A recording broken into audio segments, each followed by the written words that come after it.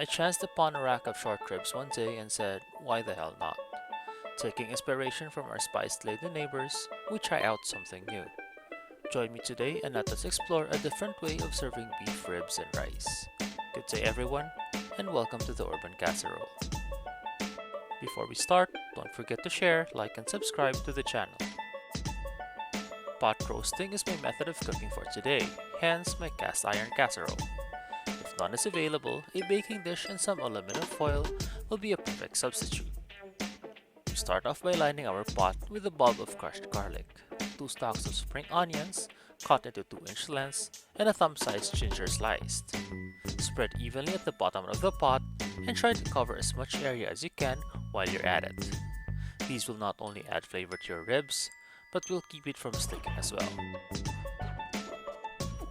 We then prepare some dry rub by combining 3 tablespoons of sugar, 2 tablespoons of salt, 2 tablespoons of crushed peppercorns, 3 tablespoons of cumin, half tablespoon of paprika, half tablespoon of chili powder.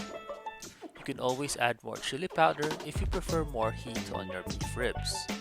Mix all of these together to blend in all those individual and unique flavors.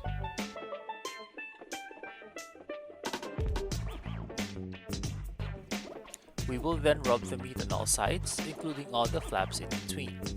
Make sure that nothing is left unturned and that the rub is fully spread all throughout. Arrange the ribs fat side up on your casserole. If you have noticed, I have cut the beef up into 4 pieces. This is simply just so they would fit my pot and there's really no other reason for it.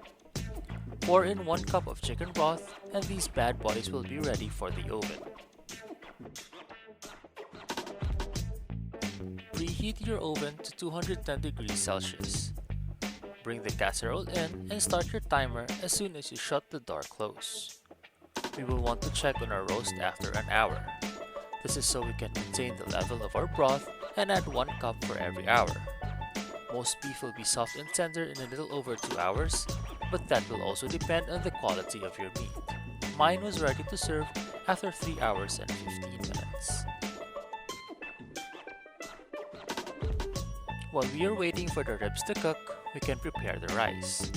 Chop up 4 cloves of garlic and then slice about 20 grams of ginger.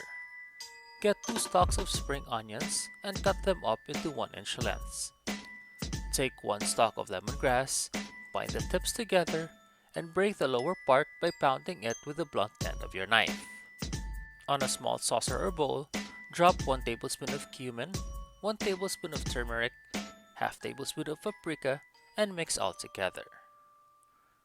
Pour in 2 tablespoons of oil in a heated pan and saute the garlic until it starts to brown.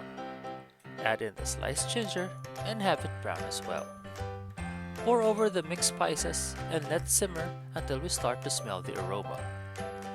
Quickly drop in the spring onions and then 3 cups of rice which we have rinsed once. We will simmer this while constantly stirring to reduce the moisture from the rinse. And also, we will want to get all those spices infused with the grains. Bring it back to the rice cooker pot and add 4.5 cups of chicken broth. Drop in the lemongrass and let the rice cooker do all the magic for you.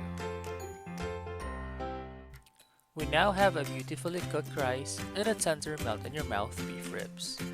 Line your pot, skillet, or plate with your cooked rice. Then serve your beef on top. You may also want to drizzle some of the leftover beef drippings over your ribs. Garnish with some spring onions or parsley or serve it as is. I hope you enjoyed our recipe for today and see you next time here at the Urban Casserole.